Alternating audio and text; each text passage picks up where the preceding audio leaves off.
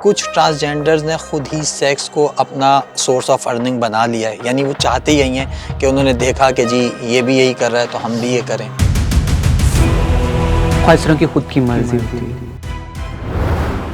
ख्वाहिशा गुरुओं से आज़ादी लें और इस मूवमेंट का पार्ट बने, हमारे पास आएँ, हमारी मूवमेंट में शामिल हो जाएं और आज़ादी के साथ ज़िंदगी गुजारें। कैसे हो सकता है कि कोई भी बैठे बैठे ये सोच ले कि मैं मर्द नहीं औरत हूँ, तो वो उसे औरत डिक्लेयर कर दिया जाएगा या वो ट्रांसजेंडर बन जाएगा। किस इंसान का दिल करेगा कि वो एक इज्जत वाली ज़िंदगी छोड़ के दरबदर और ज़िल्लत वाली ज़िंदगी गुजारे। एक ख्वाजा की ज़िंदगी तो बहुत ज़िल्लत वाली होती है मेरी नज़र में, उनकी कोई वैल्यू ही नहीं होती। आप यहाँ बात करें ख्वाजा सिराओं के राइट्स की कि उन्हें एक्सेप्टेंस मिलनी चाहिए, उन्हें इज्जत मिलनी चाहिए, लेकिन वहाँ जो सीन हो रहा होता है वो मेरा नहीं ख्याल। जब ख्वाजा सिरा रोड पर बेहुदा लिबास पहनकर खड़ा होगा और फिर सेक्स वर्किंग की तरफ लोगों को इन्वॉल्व कर रहा होगा या मिल रहा होगा, तो फिर वहाँ पर इज्जत या राइट्स की कैसे बात कर सकते हैं हम?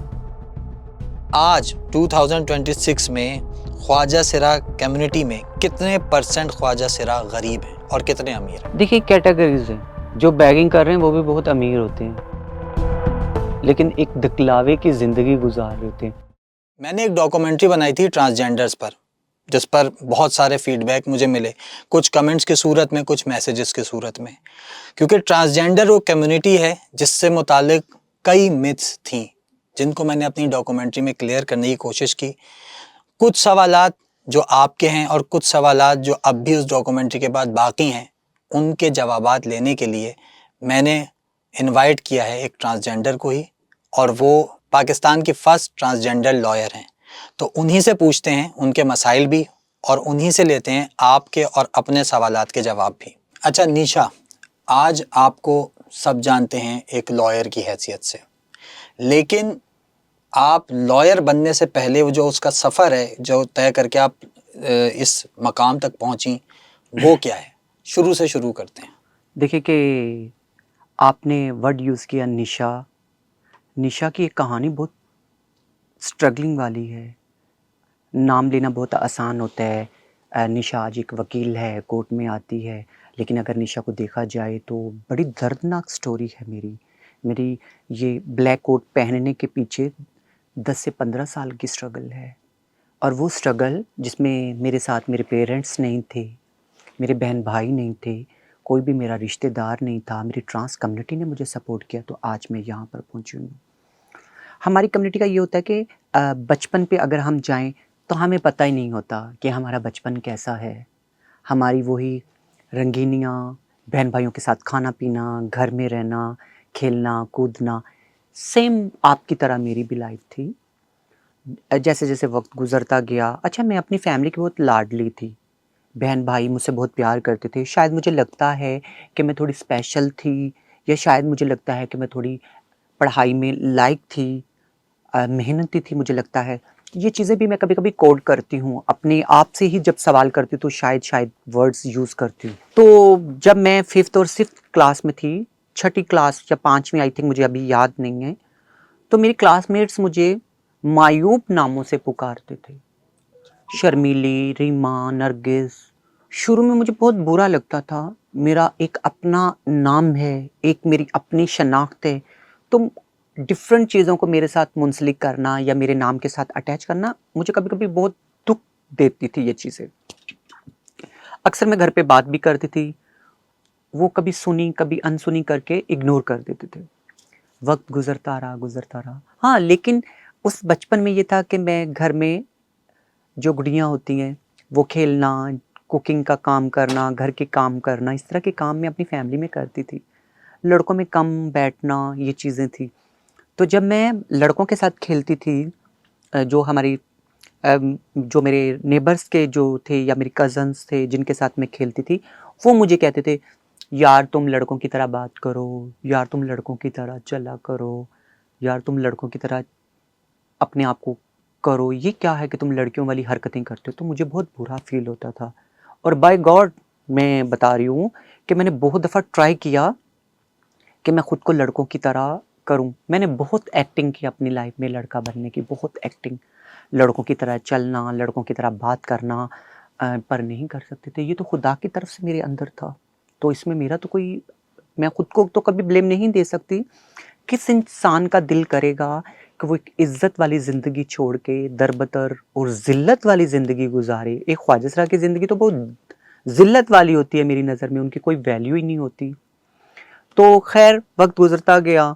जब मेरी फैमिली की शादी थी, मेरे सगे मामू की शादी थी, तो मैं वहाँ पर गई फर्स्ट टाइम। मैं शादियाँ नहीं अटेंड करती थी शुरू से, अपनी क्यों फीलिंग्स की वजह से, कि मैं किसी शादी में जाऊंगी, किसी पार्टी या ग्रुप वगैरह में बैठूंगी लड़कों के, तो वो मुझे बोलेंगे क्या तुम लड़कियों की तरह। इन चीज़ों से मैं बहुत बास टाइम ना बहुत परेशान हो जाती थी, तो मैं नहीं जाती थी। फर्स्ट शादी थी मेरी लाइफ की, मेरे सगे मामू की शादी थी। वहाँ पर किसी ने मुझे वर्ड यूज़ किया खुसरा, तो वहाँ से मुझे फील हुआ कि मैं थोड़ा डिफरेंट हूँ। मैं, लगता है मैं अपने भाइयों की तरह नहीं हूँ, लगता है मैं अपने दोस्तों की तरह नहीं हूँ। तो मुझे फिर फील हुआ, मैं बहुत ज़्यादा डिप्रेशन में चली गई। जब एक बच्चा जिसको बताया जाए कि आपका जेंडर हमारे जेंडर से बहुत डिफरेंट है, तो वो बच्चा क्या सोचेगा। हमारी सोसाइटी में ज़्यादातर सुनने को ये वर्ड्स मिलते हैं, मेरी बेटी के लिए दुआ करो, अल्लाह इसका नसीब अच्छा करे। हाँ, मेरे बेटे के लिए दुआ करो, उसकी अच्छी जॉब हो जाए, उसकी अच्छी बीवी हो, उसकी फैमिली अच्छी हो। ये हमारी सोसाइटी का एक कॉन्सेप्ट बना हुआ है। तो मेरी तो कोई सोसाइटी नहीं थी, मेरे लिए क्या दुआ करते इन फ्यूचर। मैं ये चीज़ें सोच सोच के बहुत डिप्रेशन में चली गई। मैंने पढ़ना छोड़ दिया, मैं 9th में थी, मैंने एजुकेशन को, मैंने बोला क्या फ़ायदा जब मेरा एक फ्यूचर ही नहीं होगा। मैं समझती थी मेरा जो फ्यूचर है शादी है, मुझे, मैं लड़का हूँ, मेरी शादी होगी, मेरे बच्चे होंगे। हमारी सोसाइटी में ये चीज़ें सिखाई जाती हैं, मैं अच्छी जॉब करूँगी। तो ये था, मैंने कहा नहीं। फिर मैंने प्लान क्या किया, मेरे घर वालों ने बहुत फोर्स किया, मेरी थेरेपीज़ हुई, हार्मोन्स मेरे जो मेडिसिन्स होती हैं मैं उन पर गई, लेकिन अनफॉर्चुनेटली मैं नहीं लड़कों की तरह ज़िंदगी गुजार सकी। देन मैंने, थेरेपीज किस चीज़ की दी आपने? यस, जैसे थेरेपीज़ होती हैं, अगर जब हम किसी साइकियाट्रिस्ट के पास जाते हैं तो हमारी थेरेपीज़ होती हैं, हमारी काउंसलिंग होती है, कि हमारी लाइफ को सुना जाता है, हमें ट्रिक्स समझाए जाते हैं। मेरे साथ इस चीज़ से रिलेटेड मैं डॉक्टर्स के पास गई, तो मैं कामयाब नहीं हो उन्होंने सकी। आपको लड़का बनाने की कोशिश की। यस, हर सोसाइटी में ये होता है ना कि जो आपके उनका काम ये होता है कि आपके जो इश्यूज होते हैं उनमें आपकी रहनुमाई करना। तो मैं जब नहीं वो कर पाई, तो फिर मैंने डिसाइड किया कि मैं घर पे नहीं रह सकती। घर को मैं एज अ लॉकअप फील करती थी। हर आदमी मुझे अजीब नज़रों से देखता था, मेरे रिश्तेदार, मेरे दोस्त, मेरी फैमिली। मैं बहुत ज़्यादा प्रॉब्लम में चली गई थी। फिर मैंने डिसाइड किया कि मैं घर छोड़ दूं और घर से भाग जाऊं बस। तो मैं फर्स्ट टाइम घर से भागी, और मैं घर से भाग के मैं कराची आ गई। और जबकि कराची को तो मैं जानती नहीं थी, कराची क्या है, बस बुक्स में पढ़ा था कि कराची जो है पाकिस्तान का शहर है, वहाँ पर मनोड़ा है, वहाँ पर सी व्यू है, बस ये चीज़ें पढ़ी थी। बस इसी आस पे आ गई, मैं चली जाती हूँ। और हाँ, फर्स्ट टाइम जब मैं कराची आई थी तो मैं इस बेस पर नहीं आई थी कि मैं यहाँ परमानेंट रहने लग जाऊँगी। मैंने ये समझा कुछ टाइम रहूँगी फिर वापस चली जाऊँगी, या कहीं और जाके अपने आप को मसलन कि एजुकेशन की तरफ लेकर जाऊँगी। लेकिन मैं कराची में तो रह के नहीं पढ़ सकती। लेकिन बस कराची आई तो मैं कराची की हो गई। अच्छा निशा, घर से एक ऐसे बच्चे का निकलना जो इसकी एज बहुत कम है, सिर्फ इस प्रेशर में कि वो घर में नहीं रह सकता क्योंकि लोग उसको समझ नहीं पा रहे हैं, मगर उसने बाहर की दुनिया देखी ही नहीं। तो घर से निकलने का जो एक आपने स्टेप लिया वो कितना मुश्किल था? जब आप ट्रेन में थीं, यहाँ आ रही थी कराची, उस वक़्त आप क्या सोच रही थीं? क्योंकि आपको तो पता ही नहीं था कराची क्या है, कराची के लोग कैसे हैं। तो इतना बोल्ड स्टेप लेने की सबसे बड़ी वजह क्या थी? कि घर वालों के रवैये, या फिर ये कि आपने सोचा कि यहाँ मेरा कोई फ्यूचर नहीं है तो मैं कहीं और अपना फ्यूचर। देखें, जब आपको पता चले कि आप अपने बहन भाइयों की तरह नहीं हो, इनसे डिफरेंट हो, तो आप उस फैमिली में नहीं रह सकते। फिर नेबर्स का प्रेशर, रिलेटिव्स का प्रेशर, फैमिली का प्रेशर, तो फिर आप घर को ना एज अ लॉकअप फील करते हो। फिर ऐसे बच्चे जो होते हैं, मेरी तरह के बच्चे, घर से भाग जाते हैं।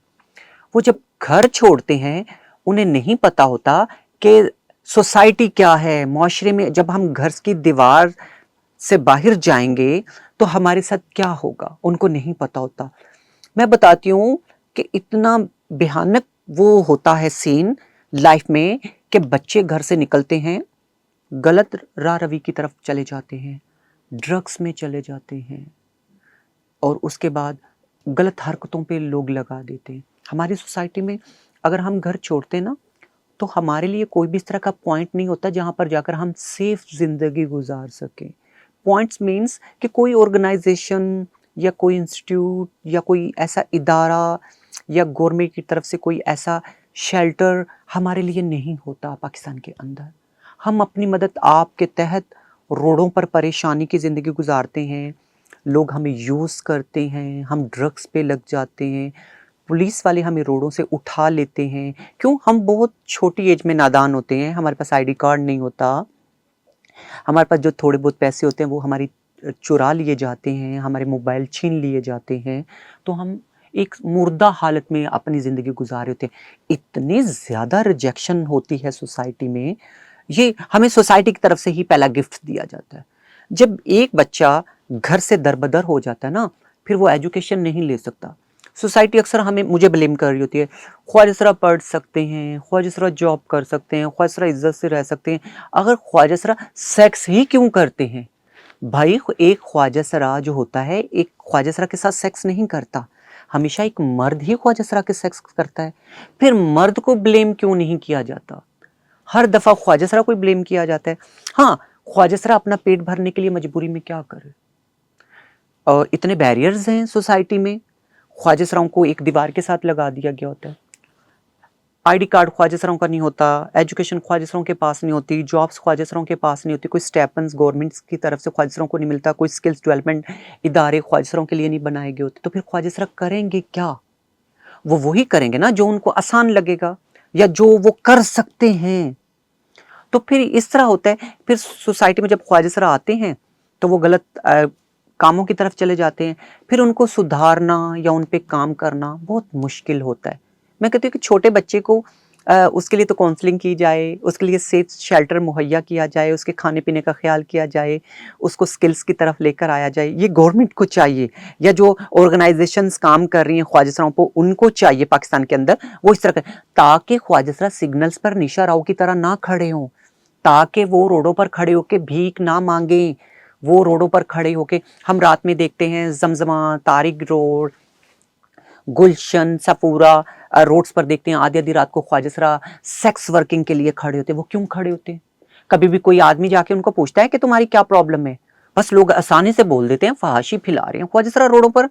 लेकिन ख्वाजा को तो जाकर पूछो कि भाई तुम्हारे इश्यूज क्या हैं, तुम क्यों रोड पर सेक्स करने आए हो, ऐसी तुम्हारी क्या मजबूरी है? हाँ, ख्वाजा को पूछो। उनके पीछे माँ बाप होंगे बूढ़े, उनकी बहनें जवान होंगी, उन्होंने घर का रेंट देना होगा, उनके माँ बाप बीमार भी हो सकते हैं, उनकी अपनी लाइफ में इतनी डिस्टर्बेंस हो सकती है। एक ख्वाजा कैसे पढ़ सकता है? ये मैं नहीं ये कहती, मैं कहती हूँ सोसाइटी से पूछा जाए कि जब आप ख्वाजा के सारे राइट्स जो उनके बेसिक राइट्स हैं वो तो आप उनको दे नहीं रहे, तो फिर जब वो कुछ करते हैं तो फिर आप लोग बोलते हो नहीं, हम ब्लेमिंग करते हैं फिर हम लोगों को, नहीं हम सोसाइटी में बिगाड़ हैं, हमने सोसाइटी को ख़राब कर दिया है, हम सोसाइटी के लिए नासूर हैं।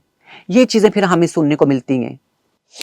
अच्छा, आपके कहने का मतलब ये निशा के जो जितने भी ये ट्रांसजेंडर्स हैं, ये खुद से अपने तौर पे इन्होंने ये फील्ड चूज़ नहीं की कि हम सेक्स करते हैं या बेगिंग करते हैं, सोसाइटी ने इन्हें सेक्स सिंबल बनाया।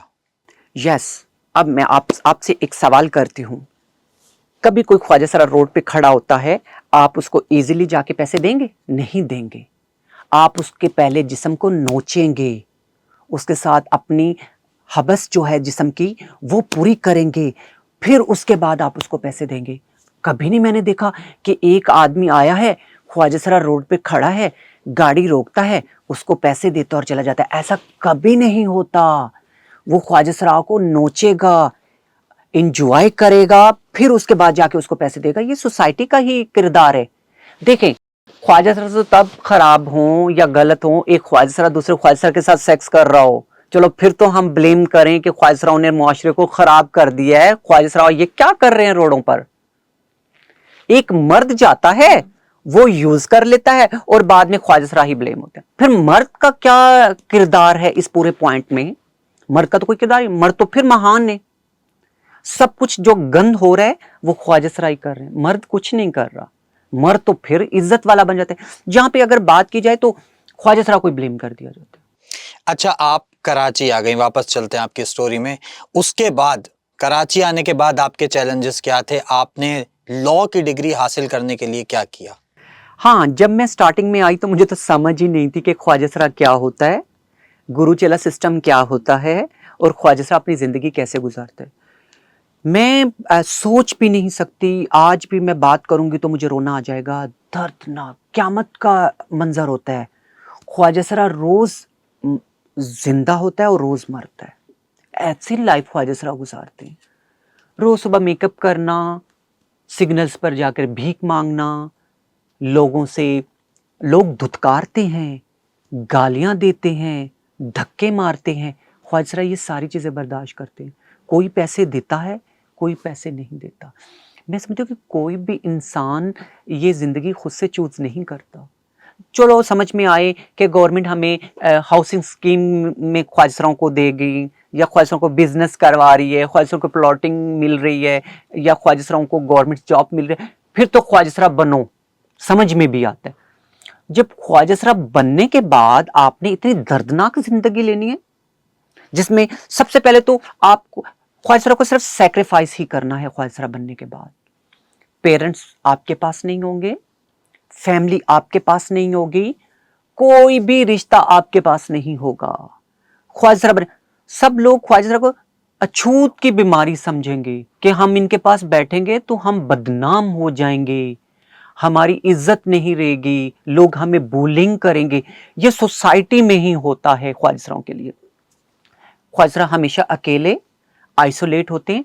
हाँ, मैं आपको एक चीज और बताती हूँ यहाँ पर, जब कोविड था तो सारी दुनिया आइसोलेट हो गई थी। ख्वाजा सरा, मैं अपने पहले, मैं तो जब से इस फील्ड में आई हूँ 2012 से, मैं तो आइसोलेट ही हूँ। मेरे पास तो रिश्ते ही नहीं है। मैंने अकेले खाना, अकेले सोना, अकेले घूमना, और सबसे बड़ी बात तो मैं बताती हूँ कि ईद सेलिब्रेट करना इतना दर्दनाक होता है। मैंने अभी 2026 ये पहली ईद थी, ईद उल फितर, मैंने लाइफ में पहली ईद ऐसी सेलिब्रेट की है जिसमें मेरी आंखों से आंसू नहीं आए। ये तो हर साल मैं रोती थी।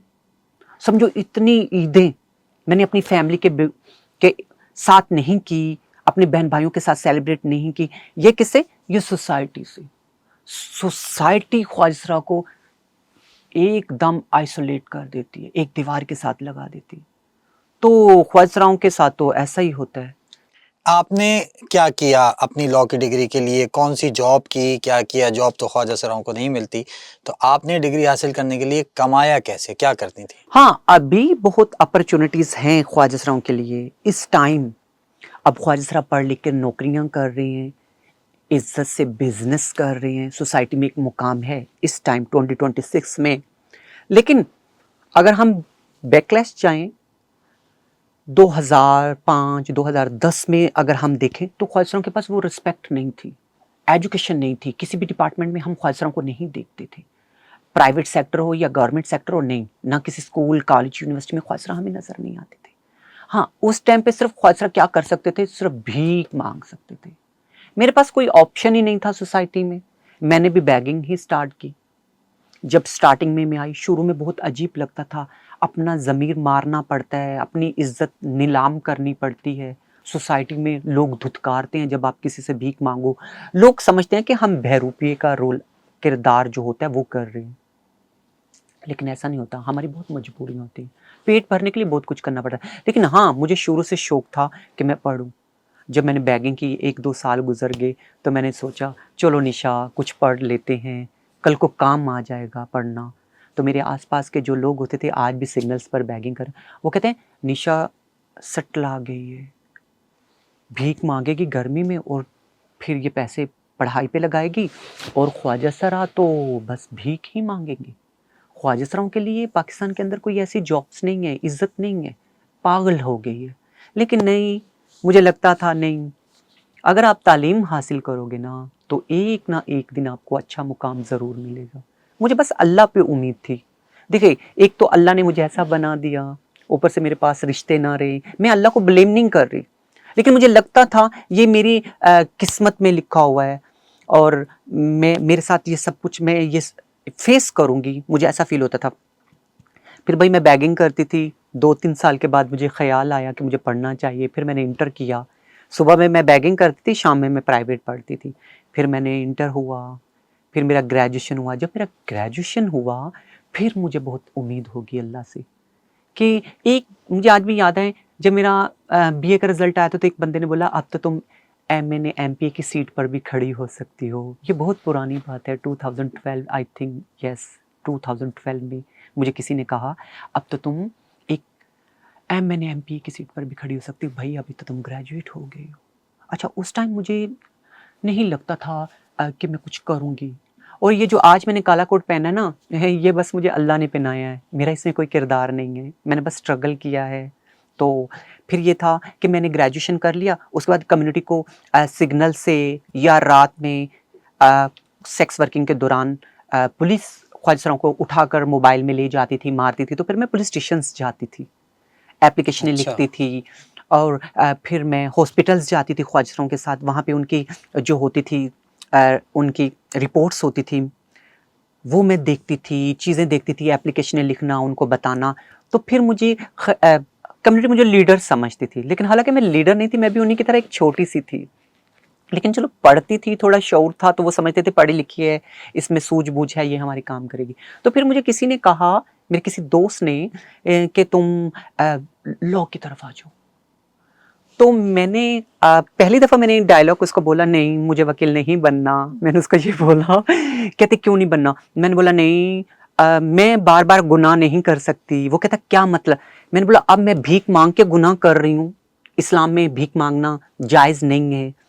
फिर मैं झूठ बोल-बोल के केसेस में गुनाह करूँगी तो मुझे वकील नहीं बनना। उसने कहा तुम एक अच्छी लीडर बनोगी, तुम गरीबों के केस हल करोगी, अपनी कम्युनिटी के केसेस देखोगे, इनके राइट्स पर काम करोगे, इनके लिए आधी-आधी रातों में घूमोगी। आज जो तुम ये पुलिस वालों से डरती हो पुलिस स्टेशंस में जाने से या पुलिस स्टेशन के सामने गुज़रने से, कल तुम इन्हीं पुलिस स्टेशंस में बैठोगी जा-जाकर। तो अल्हम्दुलिल्लाह वो बात सच हुई। आज मैं रात-दिन अपनी कम्युनिटी के लिए काम करती हूँ।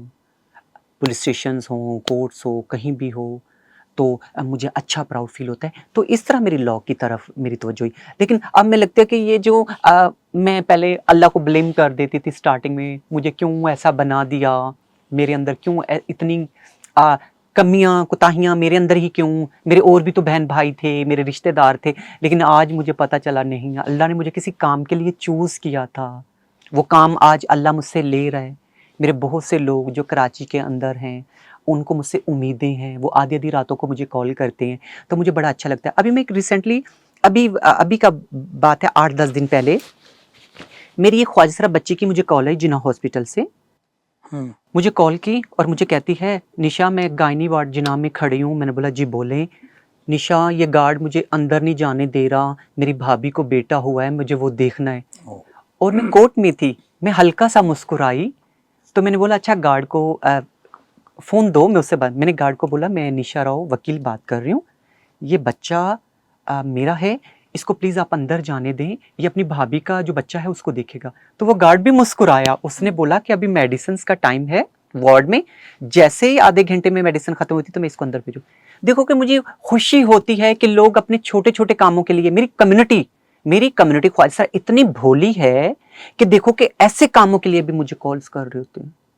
ये काम अल्लाह ने मुझे चूज़ किया है तो लोग मुझसे ले रहे हैं, नहीं तो मुझे कौन कॉल करे? अगर मैं कम्युनिटी के लिए ना काम करूँ, कुछ ना करूँ तो मुझे कम्युनिटी कुछ भी नहीं समझे। अच्छा निशा, आपने अभी बताया, ये तो मैं भी जानता हूँ कि सिग्नल पर खड़े जो ट्रांसजेंडर्स होते हैं या सेक्स वर्कर होते हैं, उनको तो सोसाइटी बहुत ही तज़हीक आमेज़ नज़रों से देखती है। लेकिन आप एक लॉयर बन गई माशाल्लाह से। तो इस वक्त लॉयर बनने के बाद, इतनी अच्छी पोस्ट पर आने के बाद, क्या सोसाइटी का तासुब अभी भी बाकी है या अब नॉर्मल है लाइफ? हाँ, अगर देखा जाए एक सोशल मीडिया की लाइफ और एक रियल लाइफ में बहुत फ़र्क होता है। अच्छा। जब हम सोशल मीडिया पर दोस्तों के साथ होते हैं तो हम कुछ और होते हैं। जब हम रियल लाइफ में होते कुछ और होते हैं, सोशल मीडिया पर हम किसी भी मिनिस्टर्स के साथ हों या उसके बाद हम वकीलों के साथ हों, डॉक्टर्स के साथ हों या सिविल सोसाइटी के लोगों के साथ हों, तो वो बड़े अच्छे से हमें सोशल मीडिया पर रिप्रेजेंट कर रहे होते हैं, लेकिन आम लाइफ में वो हमें नहीं मिलते। अच्छा। मैंने नहीं देखा कि लोग मुझे अपनी जो उनकी पर्सनल लाइफ होती है, शादियाँ होती हैं, उनमें मुझे इनवाइट करें नहीं करते। मैंने नहीं देखा कि उनकी कहीं गैदरिंग होती है तो मुझे बुलाए नहीं बुलाते या मुझे वैसे भी मिले नहीं होता। हाँ, सोशल मीडिया पे दिखाने के लिए करते हैं या अब फ़ोटो सेशंस के लिए हमें यूज़ किया जाता है। अदरवाइज़ दूसरी लाइफ में ऐसा नहीं। हमेशा ख्वाजा वकील बन जाए, डॉक्टर बन जाए, बिज़नेस वूमेन बन जाए, ख्वाजा हमेशा ख्वाजा ही रहता है। उसको हमेशा आप तासुब की नज़रों से ही देखते हो। जो खला में अभी भी जो स्पेस है ना, जिसको हम फ़िल करना चाहते हैं, हम उसको अभी तक फ़िल नहीं कर सके। हमें वो राइट्स अभी तक नहीं मिले, वो रिस्पेक्ट जो हम चाहते हैं वो अभी तक नहीं मिली।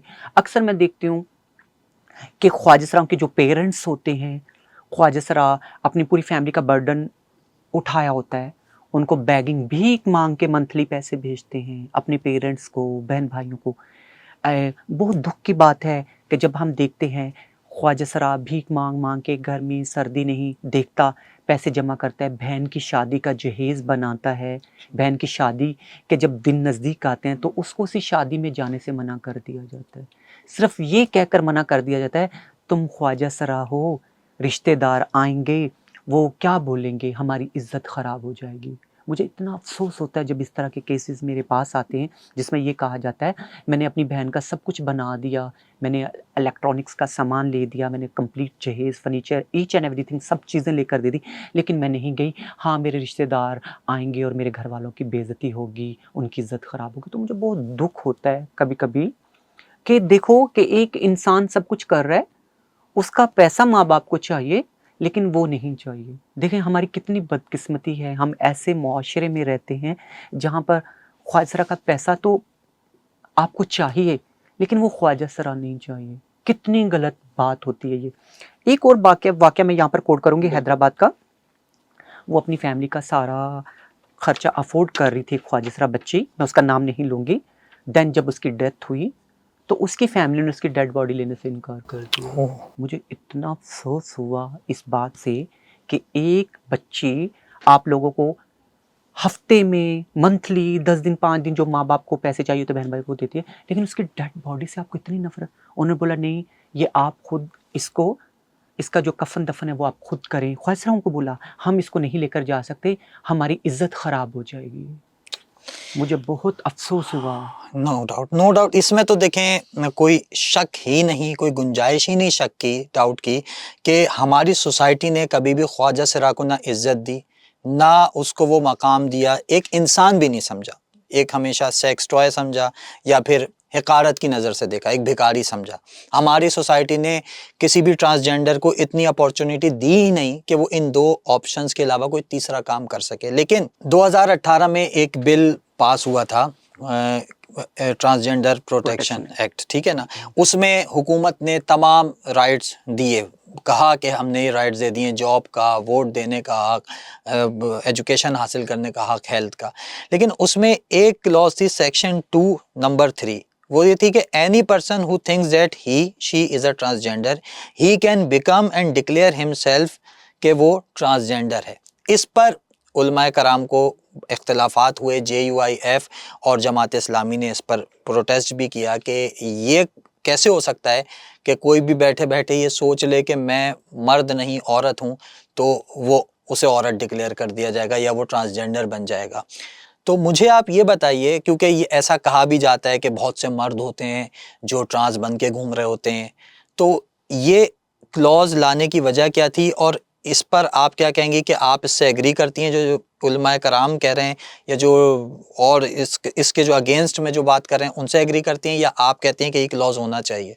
देखें कि बहुत हमारे लिए खुश आइंद बात थी कि पाकिस्तान के अंदर ख्वाजाओं के लिए एक बिल पास हुआ, प्रोटेक्शन एक्ट, जिसमें ख्वाजाओं को बेसिक राइट्स दिए कि एजुकेशन के, health, jobs, each and everything, जो भी इस प्रोटेक्शन बिल में जो था वो सब कुछ ख्वाजाओं को बेसिक राइट्स दिए गए। फिर ये था कि इस पर बहुत सी पॉलिटिकल पार्टीज़ ने प्रोटेस्ट किए, इसके खिलाफ बातें की और फिर ये शरीयत कोर्ट में केस चला गया। देखिए, मैं कानून की पासदारी करती हूँ, कानून का जो भी वर्डिक होगा तो मैं उसी में रहकर बात करूँगी। फिर शरीयत कोर्ट से जो वर्डिक आया मैं उसका भी खैर मकदम करती हूँ। लेकिन यहाँ पर बात मैं अपनी परसेप्शन में भी ये कहना चाहूँगी कि देखें, अगर एक ख्वाजा सरा है, हम उसको बेसिक राइट्स तो नहीं दे सकते। अगर उनको कुछ दे दिया जाए तो हम उसमें दखल अंदाजी करते हैं। अब देखें कि मैं हूँ, ये डॉक्टर्स या पॉलिटिकल पार्टीज के लोग डिसाइड करेंगे कि मैं क्या हूँ। अब डॉक्टर्स बताएंगे कि निशा लड़का है, निशा लड़की है या निशा ख्वाजा सरा है। तो निशा फिर क्या है? निशा का तो कोई खुद का वजूद नहीं है। हाँ, फिर इनको ऐसी पॉलिसीज बनानी चाहिए, हर मर्द का, औरत का और ख्वाजा सरा का मेडिकल होना चाहिए आईडी कार्ड बनने से पहले, ताकि उनको जब सर्टिफिकेट दें तो पता तो हो कि ये ओरिजिनल मर्द है, ये ओरिजिनल औरत है, ये ख्वाजा सरा है। सिर्फ ख्वाजा सराओं को ब्लेमिंग किया जाता है। मैं समझती हूँ कि ये एक ना खोखली शोहरत के लिए इस तरह किया जाता है। हाँ, अगर ख्वाजा सरा, देखो ख्वाजा सरा तो सदियों से चलते हुए आ रहे हैं। अब लोगों की ही कहानियां हैं, वो फलाना लड़का था हमारे मोहल्ले में रहता था, अब वो तुम्हारी कम्युनिटी में आ गया, अब उसने तुम्हारी पार्टी ज्वाइन कर ली। भाई, पार्टी ज्वाइन करना क्या होता है? एक इंसान वो जब मर्द है ही नहीं तो वो जब हमारी कम्युनिटी में आएगा तो आप इस तरह करोगे। एक अच्छे खासे मर्द को, आप हैं, आप कभी भी लेडीज कपड़े पहन के सिग्नल्स पर खड़े होंगे? कभी भी नहीं खड़े होंगे। क्यों? आपका ज़मीर और आपकी मर्दानगी ये आपको करने ही नहीं देगी। एक बच्चा है, उसके अंदर जनाना खसलत पाई जाती है तो वो ये काम करता है। एक अच्छा खासा मर्द कभी भी ये काम नहीं करेगा। क्यों? अब मैंने आपको स्टार्टिंग में भी कहा है कि मैंने बहुत एक्टिंग की मर्द बनने की। जब मेरी एज 10, 11, 12, 13, 14 साल थी, मैंने बहुत एक्टिंग की कि मैं मर्द हूँ, मुझे डोमिनेंट सोसाइटी में यहाँ पे मर्दों की तरह रहना है, मुझे मर्द बनना है। ये सोसाइटी ने मुझे सिखाया था और मुझे करना था, लेकिन मैं मर्द नहीं थी तो मैं मर्द नहीं बनी ना। मेरे और बहन भाई भी तो हैं, वो भी तो इसी सोसाइटी में रहते हैं, वो क्यों नहीं मेरी तरह बने? क्या मेरे इतना बड़ा खानदान है उसमें मैं ही ऐसी थी? मुझे ही बनना था। ये गलत है। मैं ये सोचो, अभी तो ये केस सुप्रीम कोर्ट में है, चलो हम देखते हैं अभी इस पे क्या होगा। लेकिन मैं ये समझती हूँ कि जितनी भी पार्टीज हैं उनको सबसे पहले चाहिए कि ख्वाहिशों के बेसिक राइट्स जो है ना उस पर काम करें, फिर उनकी शनाख्त, असल नकल, फिर उनकी दूसरी जो चीज़ें हैं उनको फिर हम डिस्कस करें। निशा, ये तो हो गई हमारी सोसाइटी, जो सब जानते हैं कि वो ट्रांसजेंडर को एक्सेप्ट करने को तैयार नहीं, और वो लॉ जो कि अभी सुप्रीम कोर्ट में है। अब आ जाते हैं आपकी कम्युनिटी पर, ट्रांसजेंडर, ठीक है ना? तो ट्रांसजेंडर असल में क्या होता है? बहुत लोगों को कन्फ्यूजन है कि ट्रांसजेंडर और ख्वाजा सिरा में कोई फ़र्क है। ट्रांसजेंडर इसे कहते हैं कि कोई लड़का है वो ऑपरेशन करा के ट्रांस बन गया। इसको पहले समझा दें। देखिए कि मैं आपको बताती हूँ, ख्वाजा 3 टाइप्स के होते हैं। अच्छा। एक ख्वाजा जो होता है वो बाय बर्थ पैदा होता है, जिसको हम खुनसा या इंटरसेक्स बोलते हैं। ठीक है। सही है, वो पैदाइशी होते हैं। खुनसा होंगे या तो उनके जो ऑर्गन्स होंगे वो बहुत माइनर होंगे, या वो इंटरसेक्स होंगे, दोनों ऑर्गन्स के साथ पैदा होंगे। ठीक है। उसके बाद फिर मेल से होते हैं, इसी तरह फीमेल से होते हैं, और कुछ होते हैं जिनमें जनाना खसलत पाई जाती है, जिनको हम ट्रांसजेंडर्स बोलते हैं। अच्छा। ये सोसाइटी में 50% टू 60% तक होते हैं। ये सर्जरीज की तरफ जाते हैं। सही। अच्छा, इनमें ऑर्गन्स का कोई इशू नहीं होता? नहीं, वो ये फिजिकल मेल होते हैं, अच्छा, ठीक है। लेकिन वो सर्जरीज के थ्रू फी ट्रांस वुमेन बनते हैं। अच्छा। वो थेरेपीज करवाते हैं, हार्मोन्स लेते हैं, सर्जरीज करवाते हैं। ठीक। बॉटम सर्जरीज करवाने के बाद वो फिर ट्रांसजेंडर्स बनते हैं। सही। तो हमारी सोसाइटी में ये रोल प्ले किया जाता है, और मेजोरिटी जो देखे जाते हैं वो ट्रांसजेंडर्स होते हैं, ठीक। जो अपनी सर्जरीज करवाते हैं और फिर वो ख्वाहिशों में आके अपनी ज़िंदगी गुजार रहे होते हैं। उनको लगता है कि हम लड़के नहीं हैं, हमें ये लड़कों वाली ज़िंदगी नहीं चाहिए, या हमें इश्यूज़ हो रहे हैं, तो फिर वो सर्जरीज करवाते हैं और फिर ट्रांसजेंडर बनते हैं। अच्छा, बिल्कुल जैसे आपकी जो मतलब आप भी इसी तरह आई हैं अपनी। यस, मैं भी ऐसे, लेकिन नहीं, मेरे कुछ इश्यूज थे, मैं बाय बर्थ इश्यूज थे मेरे, लेकिन अच्छा, मैं जब पैदा हुई थी मैं प्रॉपर लड़का नहीं थी। अच्छा, अच्छा, तो मैं एक आपको टाइप्स बता रही हूँ, ठीक, 50 to 60% वैसे होता है। हाँ, लेकिन जो बाद में होते हैं वो भी सर्जरीज करवाते हैं, सर्जरीज करवा के हर कोई लड़की की तरह कन्वर्ट होता है। सही, उन्हें लड़कों वाली जिंदगी या ट्रांसजेंडर्स वाली जिंदगी नहीं गुजारनी होती। ये चीजें इश्यूज में आती हैं। ठीक। अच्छा, ट्रांसजेंडर में एक चीज़ और होती है इस कम्युनिटी में, गुरु एक चीज़ होती है, गुरु या चेला। ये क्या होता है? क्योंकि मैंने ये सुना भी है कि गुरु कभी-कभी ऐसे भी होते हैं जो चेले को एक्सप्लॉइट करते हैं, सेक्स के लिए या बेगिंग के लिए। यानी अगर एक ट्रांस नहीं चाह रहा कि वो सेक्स करे या बेगिंग करे, लेकिन गुरु फोर्स करता है कि वो करे यही काम। तो ये गुरु चेला सिस्टम क्या है और क्या इस किस्म का कोई होता है इसमें रियलिटी है? देखिए कि सबसे पहले तो मैं गुरु चेला सिस्टम को पसंद नहीं करती। मैं एक कराची के अंदर मैं एक मूवमेंट चला रही हूँ, आज़ाद धड़ा। इसका मतलब ये है कि ख्वाजा सरा गुरुओं से आज़ादी लें और इस मूवमेंट का पार्ट बने, हमारे पास आएँ, हमारी मूवमेंट में शामिल हो जाएं और आज़ादी के साथ ज़िंदगी गुजारें। मैं ये काम कराची के अंदर कर रही हूँ। आई थिंक मेरे अभी भी 2000 के करीब ख्वाजा सरा मेरे मूवमेंट का पार्ट हैं जो आज़ाद धड़े में है। हाँ, अगर गुरु चेला सिस्टम को देखा जाए तो मैं उसको बुरा भी नहीं कहती। कई गुरु बहुत अच्छे हैं, वो बच्चों की तरह परवरिश करते हैं। कई गुरु आपने जो बोला है वैसे हैं, जो गलत राह रवी की तरफ ले जाते हैं। कुछ गुरु मंथली लेते हैं, कुछ गुरु नहीं लेते, कुछ गुरु बहुत अच्छे होते हैं, मारपीट नहीं करते, कुछ गुरु मारपीट करते हैं।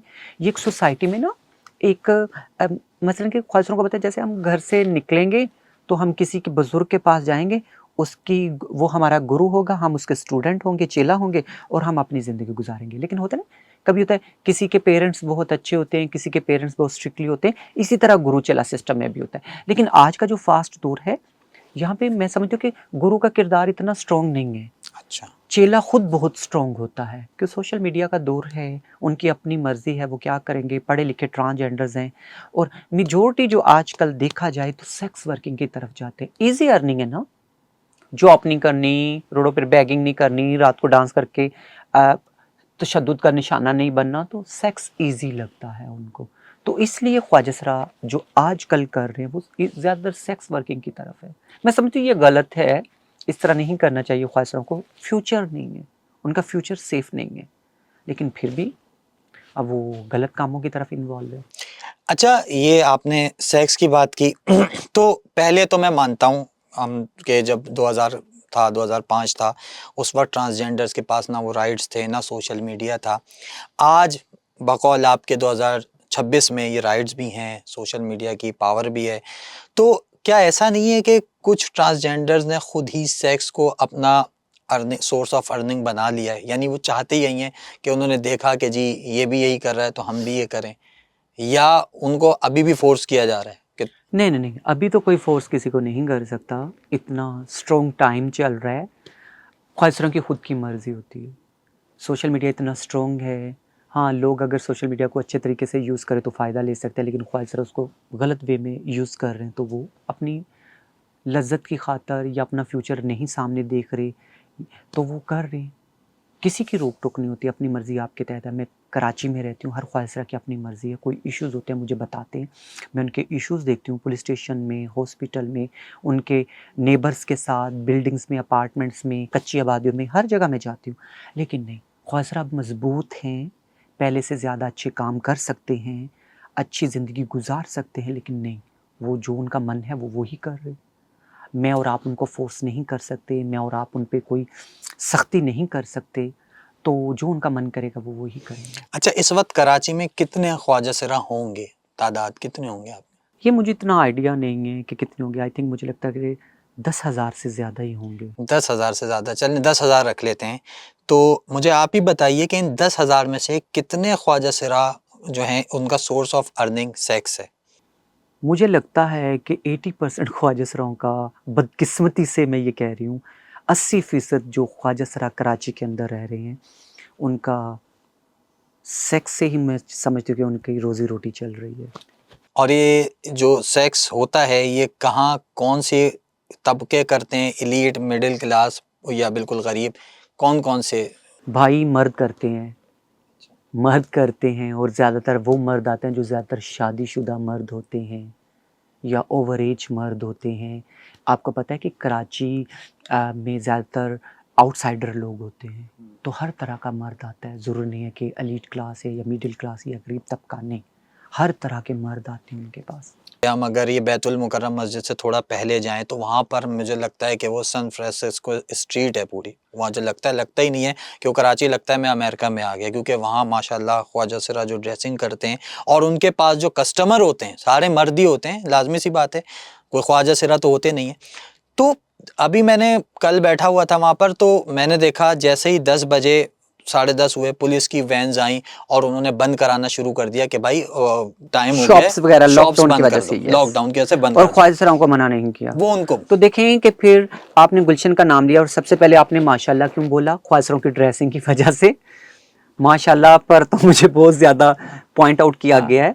देखें, मुझे लगता है कि जो गुलशन में वहाँ पर जो रोड्स पर ख्वाजा खड़े होते हैं वो पुलिस वालों की सरपरस्ती में ही सेक्स कर रहे होते हैं। वो इतना, उनकी ड्रेसिंग देखें तो इंसान को शर्मिंदगी फील होती है। वहाँ से फैमिलीज़ गुजर रही होती हैं, इज़्ज़तदार लोग वहाँ बैठ नहीं सकते, वहाँ से गुजर नहीं सकते।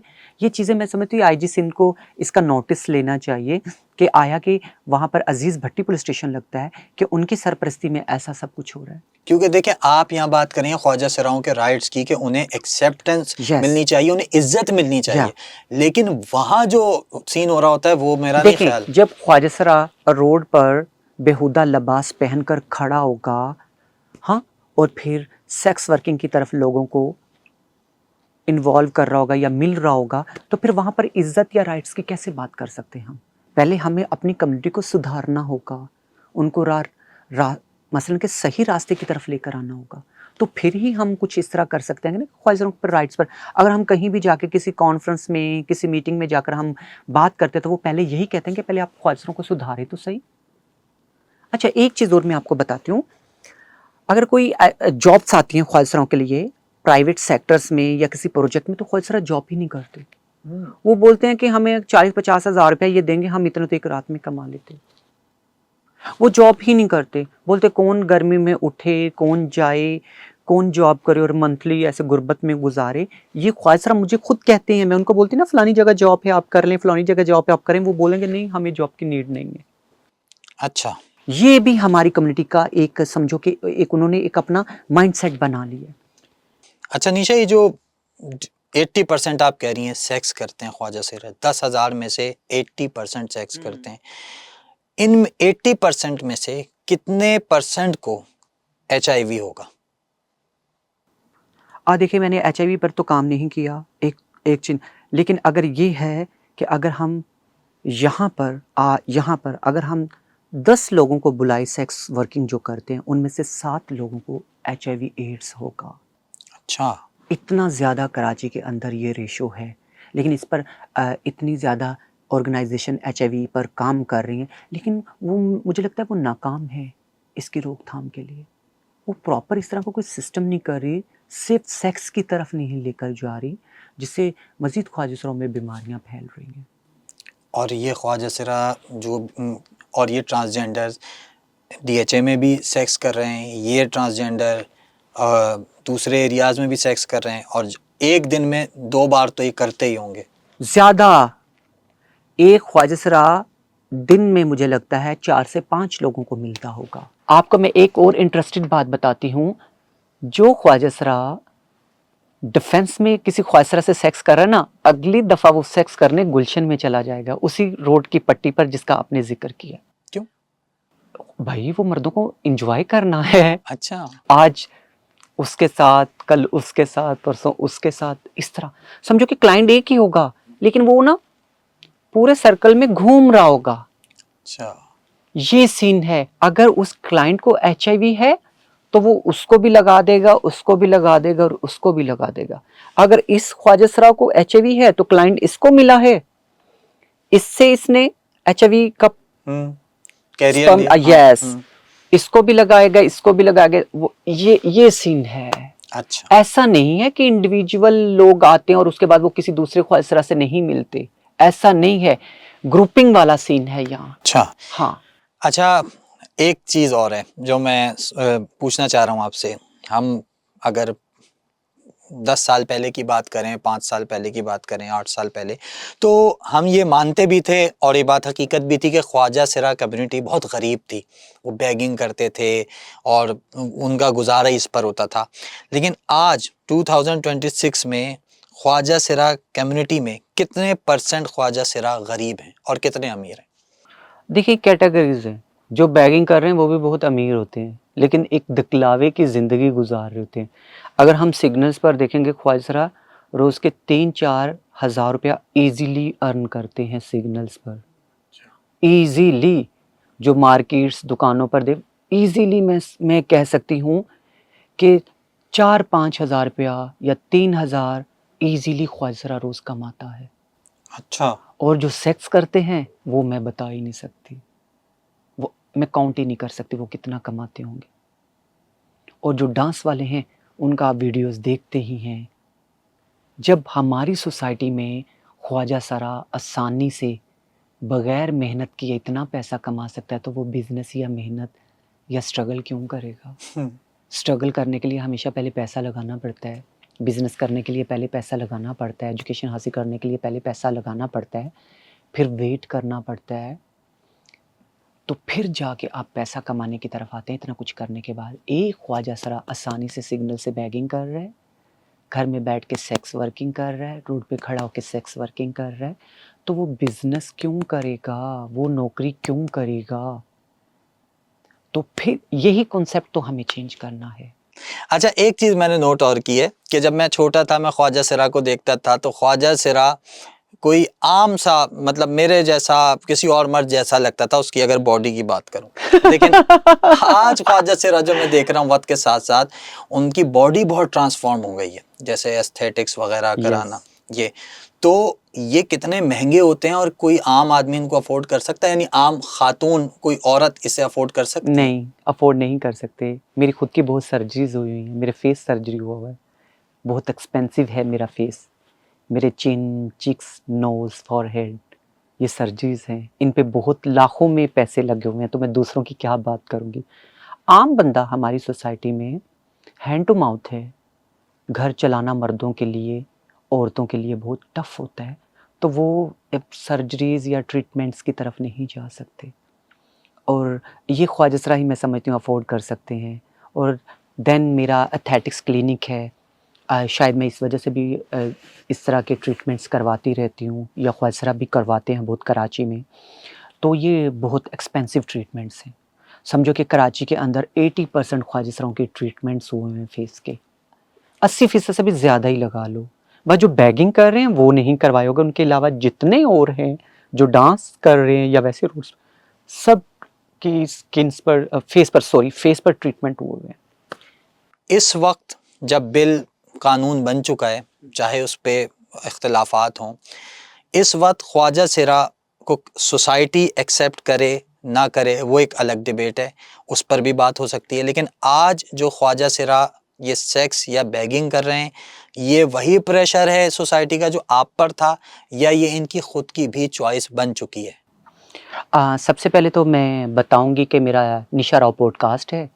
अब आपके यहाँ पर जितने भी हैं वो मेरा पॉडकास्ट देखेंगे, बिल्कुल। तो प्लीज़ वो मेरे भी पॉडकास्ट पर जाएं, बिल्कुल जाएं। हमारे चैनल्स को लाइक करें, सब्सक्राइब करें, शेयर करें। तो बिल्कुल चीज़ वो ट्रांसजेंडर्स की स्टोरीज होती हैं वहाँ पर, तो मैं समझती हूँ कि हमें भी सपोर्ट करेंगे तो मुझे बहुत अच्छा लगेगा, क्योंकि मैं कम्युनिटी के लिए इस छोटे मोटे काम कर रही हूँ। बिल्कुल, मैंने खुद इनका पॉडकास्ट चैनल देखा है और उस पर जो इन्होंने स्टोरीज़ कवर की हैं जो ख्वाजा सिराओं की, वो अमेजिंग है, इसमें तो कोई शक ही नहीं है। हाँ, मैं यहाँ पर बता रही हूँ कि भाई प्लीज़ मेरे चैनल को, निशा राव पॉडकास्ट को लाइक करो, सब्सक्राइब करो, शेयर करो और ट्रांस कम्युनिटी को सपोर्ट करो। अब मैं आपके सवाल की तरफ आती हूँ।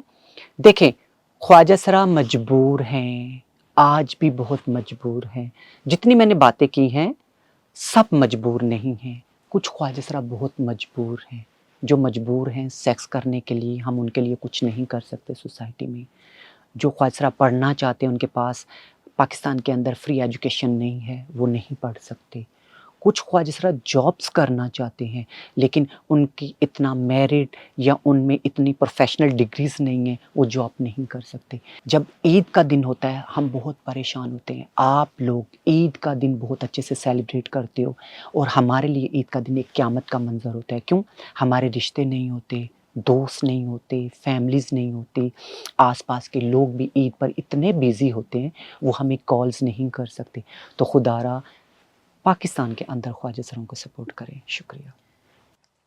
जवाब रह गया कि आप के आज ख्वाजा सिरा जो राइट्स हैं उनके, वो उनके पास हैं। पहले से ज़्यादा बेहतर सूरत हाल है, वो सूरत हाल नहीं है जो आपके टाइम पे थी।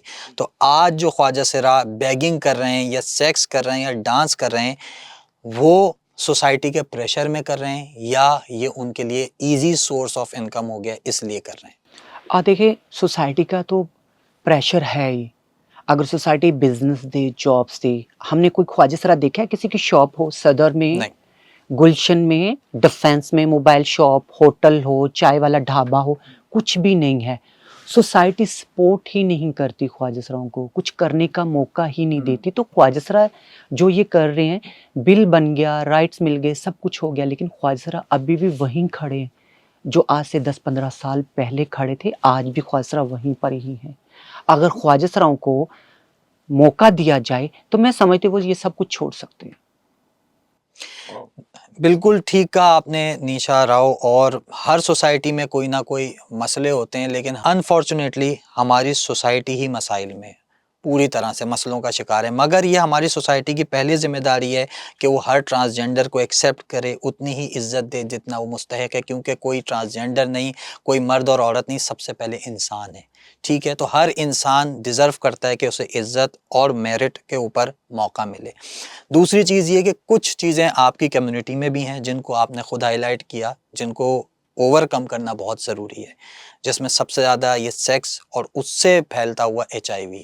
बहुत शुक्रिया निशा, आपका बहुत अच्छा लगा आपके साथ, आपके वक्त का बहुत शुक्रिया। Thank you. अल्लाह हाफिज़।